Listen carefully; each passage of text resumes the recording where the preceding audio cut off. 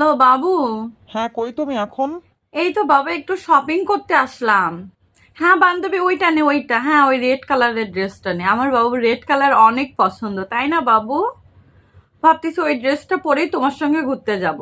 তুমি মার্কেটে, কিন্তু পাশে কোনো আওয়াজ নেই কেন বাবু? ও আমি একটু, তুমি ফোন দিছো তো এই জন্য আমি একটু যেখানে ক্রাউড নাই আমি সেখানে এসে দাঁড়াইছি, এই জন্য তুমি আশেপাশের কোনো কিছু শুনতে পারতিছো না। আর আজকে মার্কেটে একটু ভিড় কম। তুমি তো জানো আমি আবার যে দোকান থেকে কেনাকাটা করি না। তো আমি যেখানে আসি এখানে খুবই এক্সপেন্সিভ জিনিস পাওয়া যায়, তো এই জন্য সবাই এখানে আসে না। আমার ব্যাগ তো তোর কাছে, দেখ ওর ভিতর ডেবিট কার্ড আছে। কি বলিস, ডেবিট কার্ড নাই? বাবু দেখো না কি সমস্যায় পড়ছি। ডেবিট কার্ড আনতেই ভুলে গেছি, ক্যাশ টাকা তো আমার কাছে থাকে না, আমার কাছে সবসময় কার্ডই থাকে, এই জন্য ক্যাশ টাকা আমার ভালো লাগে না। তুমি তো জানো আমি সবসময় কার্ড দিয়ে পেমেন্ট করি, এখন কি করব আমি বাবু?